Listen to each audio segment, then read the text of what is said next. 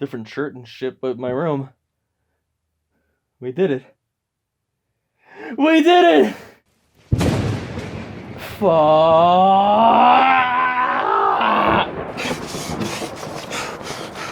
Fuck right.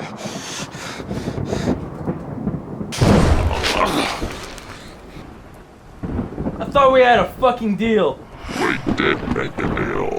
Then why did you just throw me to the motherfucking floor? I forgot to tell you any stipulations before I sent you back to your current time. You see, when you found me in the park where your hometown used to be, I hatched an idea in which I forced you to do something even more sinister than I could ever imagine. Yeah, and what's the fucking idea you have this time, you fucking not really sounding like Vincent Price, deep sounding you head ass? Silence! Alright. So what's the catch?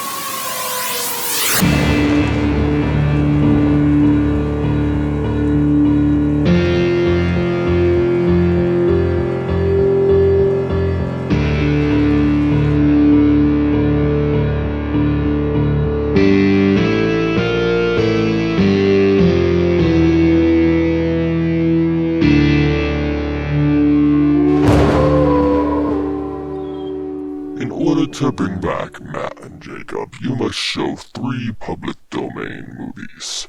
Both Matt and Jacob's have to be awful, but I'm going to make it easy on you and let you choose as you please for your film, since you and I are such good friends. Well, Sean, I'm going to show you what the first movie is in order to save Jacob. You must show this classic propaganda flick on the good old Mary Jane. You're not talking about Reefer Madness, are you? Correct. Give us a little history before we show the film, will you, Sean? Fine. Reefer Madness was a late 1930s propaganda flick urging people to stop smoking the old devil's cabbage. It was thought to be lost for years until a print was discovered in the 1970s. Since then, it's been viewed as one of the worst films ever made, and many people, including myself, find elements of the film to be incredibly ironic. It's now viewed as a cult classic, and there was even a musical based on it. Well. Shall we start? Fine.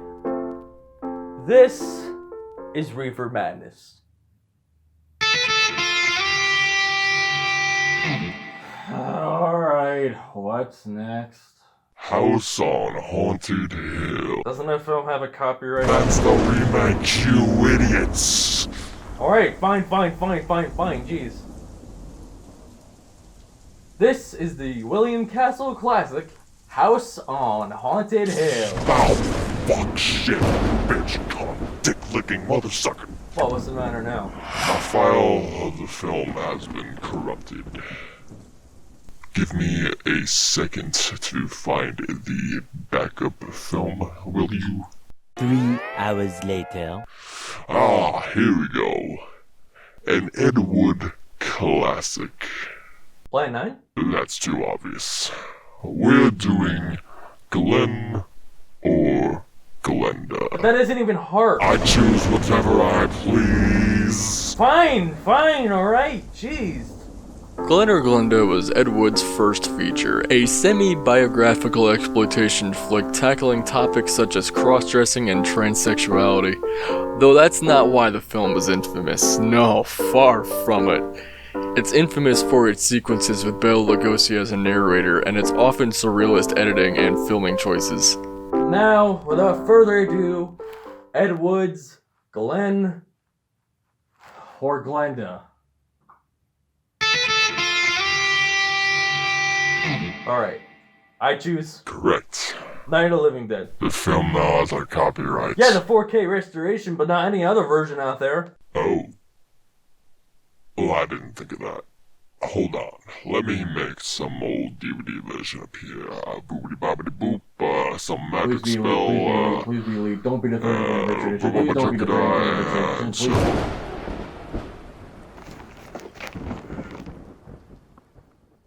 The fuck kind of version is that? Madison Entertainment. The Madison edition. You got the Madison edition. What? Madison is like one of the worst public domain video distributors out there. I don't even know if they exist anymore. But they're like the LJN of the public domain. You know that, right? Shut your mouth and talk about the film quick. Fine, I guess we'll show this version because you're too cheap to get the elite version. Instead of giving a history of the film, I'm going to give a history of its copyright status. In 1968, United States copyright law required a proper notice for a work to maintain its copyright. Under its original title, Night of the Flesh Eaters, proper copyright notices were in place. Image 10 didn't like the title, so they changed it to Night of the Living Dead, but due to forgetting to put back in the proper copyright notices, the film was released and subsequently put into the public domain. In 2015, the Museum of Modern Art along with the Film Foundation worked on a 4K restoration from the original negatives. This version was later released on Blu-ray by the Criterion Collection, and this version was granted a new copyright. This is George A. Romero's Nights of the Living Dead. A shitty 480p print of it.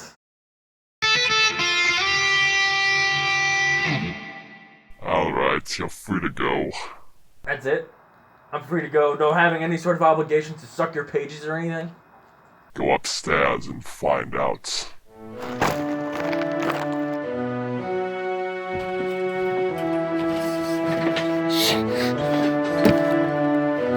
Guys!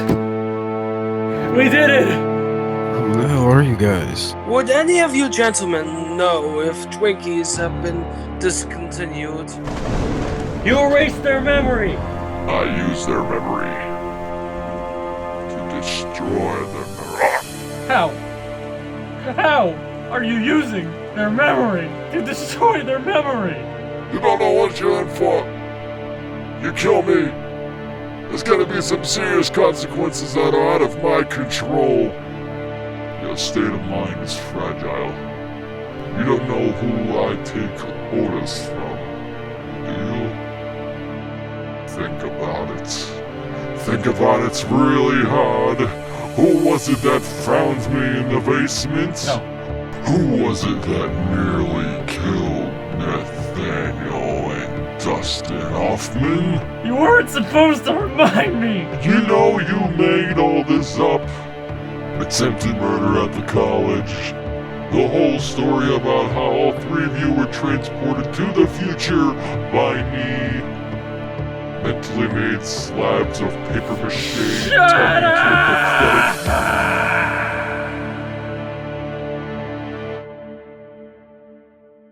October 31st, 2018.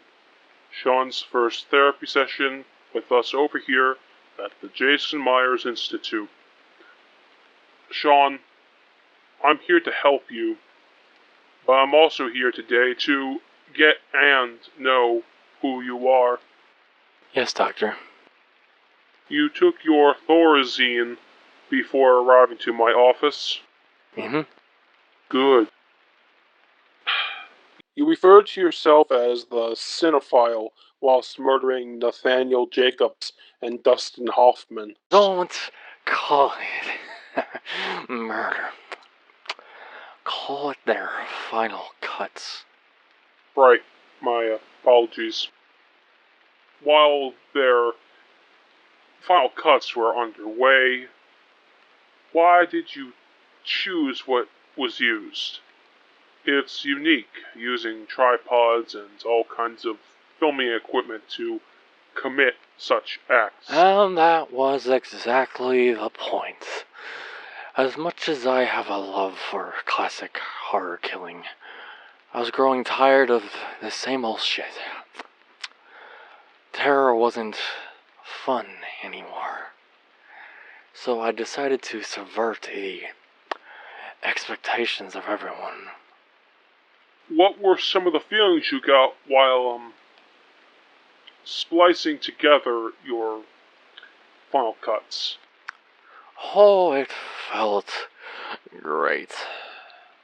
The thrill of the fight, along with the stabbing, pulling out their guts and putting them on the cutting room floor, may have been the most satisfaction I've ever had.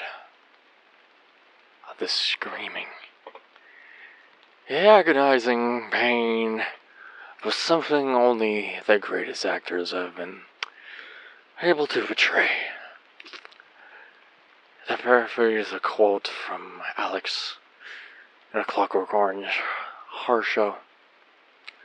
A real horror show indeed. What about Jacobs and Hoffman? Their survival, was it unsatisfactory for you? Very much so. It was a bomb, alright. I'll make it come back. Revenge is imminent.